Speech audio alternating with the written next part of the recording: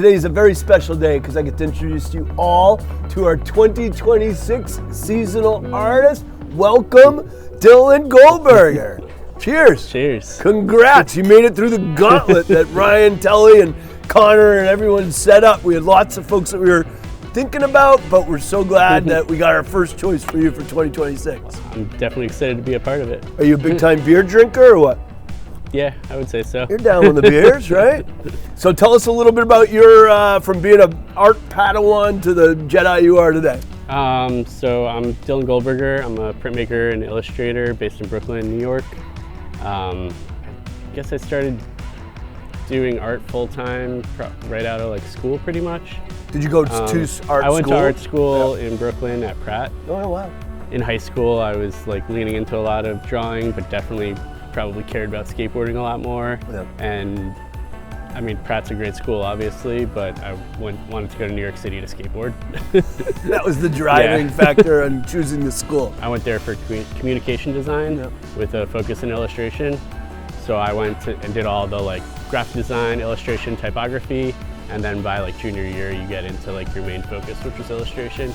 And I focused more. I was right at the time where they were kind of half the teachers were traditional and the other half were moving towards digital. Yeah. And I focused a lot more on the traditional stuff. Yeah. Although I do a lot of digital now. Yep. Yep. So much like us, we were kind of analog beers for the digital age is one of our rallying cries. So talk to me about which mediums you kind of settled on for your wheelhouse of creating art. Well, I always was the big fan of the bold graphic stuff from skateboard graphics growing up, looking at all the bold lines. Yeah. I think I was really into woodcuts before I knew what woodcuts were, and I was trying to draw and ink like they were woodcuts. Yeah. And then I took a class with the teacher Dennis McNett. At Pratt? At Pratt. He kind of opened up my world. I worked for him for many years after. I'm still really good friends with him. Yeah. You were kind of apprenticed with one of the kind of, most highly regarded people in the woodcut space. Yeah. He taught at Pratt. I think I was in one of his last classes before he was just doing the art thing full time. And he took us to his studio, and I didn't know, he showed us his stuff he did for Thrasher and Anti-Hero and all these skateboard companies, and I had no idea. Yeah. I knew he had done something for Vans, and that's why I took his class, because I was oh, this is my tribe, someone in the skateboard world. That's super cool. Our industry's ripe with, if there's 10,000 brewers, and let's say each one of them has 5 brewers that work at the 10,000 breweries, I would guess maybe one of them actually went for academic brewing training. Our world is very much about the apprentice route to kind of learn your craft, and we're doing our Analog A Go-Go Festival, and it's very craft centric, so we're glad you're down here to be part of that. So we're gonna do a speed round, stream of consciousness to get to know Dylan a little bit better. We've prepared some questions. We'll go back and forth so you get to know Dogfish a little bit better, and I'm gonna ask you some to get to know you a little better. You ready? Sounds good. All right. I hope I make you cry. This is Jerry Maguire shit. You ready, Dylan? What got you into carving, and what are some of the craziest things you've carved into? My mentor, Dennis McNett, kind of taught me how to carve. Taught me all printmaking. I started at Pratt, and then I worked for him for a bunch of years. And I was making prints on my own, doing that stuff. Yeah. I've done a lot of actual carving into skateboards. The wood before it's laminated or put epoxy and shit over the outside? Once it's already pressed and everything. Yeah. So I guess it's not that crazy, but it's hard maple. It's pretty tough. It's a lot different than this MDF stuff. Yeah. It's interesting that your favorite hobby other than art is skating, and both of them carving is central to your sport and your livelihood. I have carve or die tattooed on my toes. You do? Carve or die for both meanings of it, right? That's awesome. Were you at all, when you think about using your hands to carve, but also being on a skateboard to carve, growing up, did you ever combine those two hobbies and do the tech thing with your hands? I definitely had tons of tech decks as a kid, but I was never any good at them. I definitely have some friends that are pretty good at them. Like little ninjas. I feel like they're making a comeback. Tech decks were badass. There's this one skate spot that's just this awesome long curb in right under this bridge in Queens. Yeah. And someone built this whole concrete tech deck park in the back there. It was so sick. It's like, what is this, a skate park for ants? I kept seeing a bunch of photos of it you can see the city in the background, and I'm like, where is this? I want to skate there. And then they pull back and you realize it's this big. That's cool. So Sam. Okay, yes. How do you begin a new idea? What's your starting point? Usually it's we'll be tonight at the Dogfish Inn. Within 80 feet of there is the canal that runs between Lewis and Rehoboth. And every morning to earn my beer calories, I go out on my paddleboard and I try to listen to whole albums. And on the way out, be really free-minded about thinking about ideas for a beer or a cocktail or a food dish that's never existed. And then on the way home, I try and think about, all right, what will my email be to which coworkers with this idea? If it's a merchandise idea, that'll be different coworkers. An art idea, different, or a recipe. And then I send the email. And then if I get no response, I know it was a shitty idea. And then I'll usually get something like, well, we can do that, Sam, but here's the reasons why it might be hard. But that's like my favorite part of the job is coming up with ideas, listening to other people's great ideas, but then us working together to turn them from works of fiction into nonfiction. Best part of our job for sure. I have 4 iPhones in the harbor from coming up with an idea and be like, oh, that's a good one, and be like, blah, blah, blah, blah, and then lose the phone. I feel like I probably come up with ideas in the shower. So that's your spot. So water's the thing. With the water. Yeah, there's a reason that our bodies are mostly water, the earth is mostly water, and beer, mostly water. What's the first spark that kicks off your creative process? So not the place, which we just talked about, your shower, my harbor, but the spark that kicks off your creative process. I mean, yeah, it just starts with an idea. I feel like usually it's an idea that I come up with while I'm working on something else, and I'm just sitting on it forever. Or maybe it's like years even. Yeah. And then I'll finally have the time or see some inspiration. I mean, as shitty as scrolling through social media is, I feel like I get a lot of inspiration from looking at other artists on Instagram and stuff like that. In your studio, you keep like regular banker's hours, you try and go there, weekdays, X amount of hours? For the most part, yeah, I try to do like a normal, like usually 10 to 6. Yeah. I mean, obviously it goes longer a lot of the time being a freelancer and working for myself, but. What fraction of your work in your studio is stuff that you're working on for your own inspiration as your original work versus what fractional work in your studio doing for a client, partnership collaboration like Dogfish had? It's a 2-parter, which is also how often are you pulling an idea from just your own inspiration and saying, I think that could actually work for this partnership or collaboration? It really depends on how busy I am. Like usually like around 50-50. Maybe sometimes a little bit more lately on like the client work, but a lot of the time I do like tons of skateboard graphics, and a lot of the time I'll be able to print those as my own art prints, so that kind of works for both those. Was the design for that primarily for the client, skateboard company, etc., or was it for you and then you got to apply it to that client? It depends on the project. A lot of the times I'll come up with it.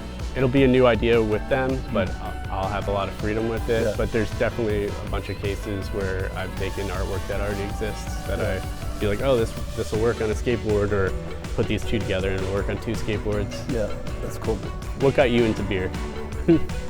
Art got me into beer. so really, I wanted to be a creative writer. That's what I thought I was going to do for a job.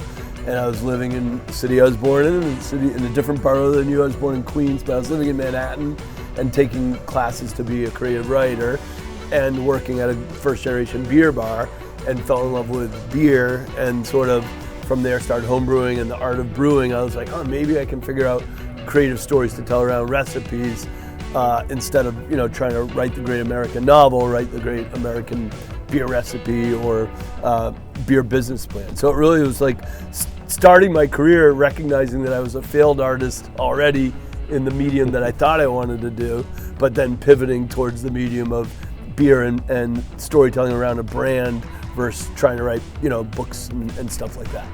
How about you? When you knew you wanted to be an artist? I don't know if I ever knew I wanted to be an artist. You're still deciding? I think it took me a long time to realize that was a job. But I definitely got into art from as a little kid, just from children's books and really cool illustrations throughout picture books. There's this one book, I think by Graham Bass is the illustrator, and Amelia. This is just big scenes. It was an alphabet book, which actually inspired me to write an alphabet book. Nice. But it's just all these scenes with animals and everything that starts with each letter of the alphabet. Very cool. But that inspired me later I was going back through my childhood books and stuff, and I ended up writing this book called C Spot Shred, which is a skateboarding dog book. For parents and kids who like to shred, you want to grow the excitement for skater with your little baby. So it's an alphabet book, and it's a dog breed doing a skateboard trick for every letter of the alphabet. Oh, nice. That's cool. When you were at Pratt and you said in your junior, senior year, you kind of got to choose a concentration after the foundational classes, and you said that was an era when a lot of the professors and students were going toward digital. Your choice of doing more analog approaches to art, were your professors oh, that's going to be antiquated, that's going to make it challenging for you to make a commercial career out of your art? Was that part of your thought process, rebelling against that expectation, or what was that expectation like in that era? No, I think it was just a lot of the teachers, it was still new to them, so it was more depending on the teacher. Some teachers weren't even bothering talking and teaching digital illustration. Yeah. And I didn't know anything about it at the time. Yeah. I think I've tried to MS Paint with the mouse or something. Yeah. But yeah, all I knew was drawing by hand and stuff, so I kind of stuck with that until actually that book that I was just talking about was the first time I went and colored something digitally. Yeah. So that was a hybrid, some of that was? Yeah, it was pen and ink drawing, and then I colored it digitally. Yeah. Very cool. All right, my turn to ask you one. Ooh, this is going to be a great one. How do music and art come together in your work? Was always inspired by music, listening to music while I create. I've actually created another book that's all based around music, all about classic country music. I'm a big fan of 70s country music. Yeah, the Outlaws. The good stuff. The Outlaws. Yeah. Nice. So I mean that was always a big part, and then recently I just started doing a lot more gig posters for bands. So it's been cool to work with bands that I've listened to, and I don't know, kind of from the fan side of things. When you're doing a gig poster, let's say for Dead & Co., are you listening to Dead & Co. while you do it, or do you cheat on the band that you're doing the gig poster for while making that one while you're listening to some other artist, or does that not come into the equation? Well, it depends on the band. Yes. If it's Dead & Co., I'm listening to the Dead, but yes. Maybe I won't mention some other bands, but I might switch up the music for them. Okay, good to know. So your personal taste, genre-wise, jam bands, but you're skater, so the Spike Lee video pantheon, I'm sure, is important to you as it was to me. Yeah. Right? What are some of the skate-oriented bands that you're into? I recently did an Offspring poster. Wow. So that was high school, all we listened to was Offspring and Blink-182 and stuff. So that had to be a great one. Have you ever done an album cover? Yeah, I've done a bunch of album covers. One of my roommates was in this band called Slashers, and I've done 2 album covers for them. I actually worked on a full-length music video for him, which I did not know what I was getting myself into. Would you do that as animation? I did it as stop motion animation, or not stop motion, frame by frame animation. Yeah. But he gave me freedom and didn't really give me a timeline, and I think it took me a year. Oh my gosh! Did he wait to put out the song until the video was ready? I kind of forget what the thing was, but they did something cool where they had different format videos, but they made a music video for every song on the album. Wow. So they were kind of releasing them as the album came out. Yeah. I'll have to check that out. Skate rock band. Yeah. Cool. But that was cool. Thrasher did a whole write-up on it. Oh, really? Yeah. Is Thrasher as big on the print side now as digital? They do both? Yeah, they're huge. Yeah. They're one of the longest still running print magazines, and they have a huge digital side to it. Yeah, that's cool. All right, so the top 3 tips you'd give for the first-time homebrewers and carvers. And carvers. Okay, so you want to do carvers or you want to do homebrewers? I mean, it might be potato carvers. Oh, that's true. Get a firm potato. That's what you're going to want. You want firm, not mushy on your potato. Sharp X-Acto knife, critical. Dull knives suck. No, you do the carving questions. I'll do the brewers questions. So, first one is homebrewers, even if it's a simple recipe that's partial grain with extract, take the extra step to use really good yeast. Don't use the yeast that came with your prefab pack that you got from the homebrew store. It's probably sitting there forever. There's been awesome improvements, particularly in dry yeast strains that are fantastic for quality. And over pitch, usually homebrewing books, when they recommend the cell count that you want, it doesn't hurt to over pitch, usually by 50%. And I would say, if you're brewing a strong beer and you got it in a glass carboy, shake the baby. Take some time to move that wort around. Don't be too gentle or precious with your wort. Push that thing around. Be aggressive with your wort. And then I would say, if you're someone that bottles your homebrew instead of kegs it, take the time to create a cool logo for it. You should be really proud of the artwork that you made in liquid form and the physical representation that you've wrapped around that liquid form art. Take the time to make that look as beautiful as you're hoping the recipe turned out to be. Those are my tips. What do you got? I think the biggest thing would probably be you're doing it like opposite when you're drawing. So what you're carving, you're taking away from the image. Like negative space. Yeah, so you got to think kind of backwards, where everything that you're carving is not going to show up and everything that you're leaving is going to show up. Yeah. So a lot of the times people will do something and it'll look like a film negative or something because they're drawing the tool rather than taking away. Yeah. And then another big thing is if you ever have like text or something, you need to carve it backwards. Red rum. Yeah. Right. Right. The opposite mirror image when you do the impression of the carving. Yep. Don't cut yourself. Don't cut yourself. Actually, that should be hit number 1, right? That's a good one. Do you see any artistic parallels between brewing beer and creating visual art? Ooh, that's a good one. The parallels, I think, for great art and visual art and great beer would be clarity of your recipe. So in the case of the art would be, making sure what you're doing is really distinct and in your own thumbprint. You're not copying other people, and that whatever emotions or message, if it's commercial art, you're trying to convey is easy to understand. Similarly with recipe creation on the brewing side, it can be very easy to take like an everything but the kitchen sink approach to recipe brewing, and it's like more doesn't always equal better. And so creating a blank canvas, of water that you're painting on with barley and hops and herbs and spices, but doing it in a way where each component that you're adding is apparent in the final recipe from a sensory perspective for the person that's enjoying it. So I feel like I get like a lot of inspiration from other artists. Do you get inspiration from other beers?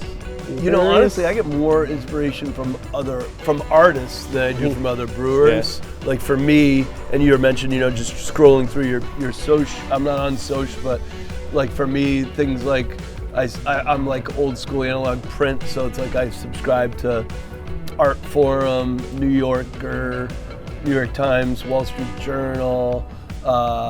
Shit ton of, I start my day with The Quietest, Pitchfork, Stereo Gum, a lot of music websites, but I'm always thinking about, okay, here's a band I love and they're getting ready to release another album. Here's how it's being described by them. Here's how it's being described by the media.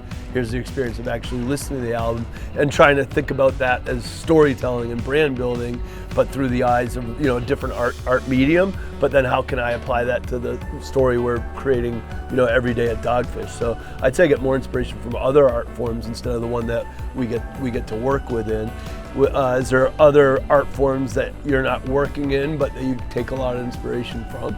I mean, like just going to museums and stuff. I just took a trip to Vienna. I've never been there. I've heard there's art there. And yeah, there's I feel like most of the stuff we did was just going to museums. Yeah. There's just so much stuff I've seen before in art history class or something. Yeah. And I'm just seeing it obviously in person is so crazy. Yeah. Some of the large scale paintings there. They have tons of prints, a lot of like Albert Durr, like old woodcuts and stuff. Is that where they got the Munch guy that did? Yeah. Yeah. Mm-hmm. Tons of his stuff. Yeah. They're all like, he was part of the like, Vienna Succession group. Yeah. With like Klimt and I'm blank on everyone's name right now. But yeah, it was awesome to see a lot of that work in person. Like stuff that you were probably studying at Pratt, getting to actually see it physically. Hanging on the wall. I just got to go to a big show in Spain of Goya. Goya's goth as fuck. It was cool to see OG giant Goyas all dark and on a museum wall instead of this big in a book, you know? How do you feel about AI as it interacts with your world? I mean, I feel like it looks like garbage, so. The robots are watching, Dylan. The robots are watching. I totally agree with you. Go monkeys! Fuck them robots up, monkeys! No more AI flyers. That's the worst. Oh, you mean, what do you mean? What AI like, for like events and stuff. When you're standing in New York City and they're like... Or just like posters for shows. Yeah. And like, yeah. All right, last question. No pressure, Dylan. If you're a person that has serious personal boundaries. Dylan, do you like high fives? Of course. Yes! Dylan Goldberger, people, 2026 seasonal artist, Dogfish Head.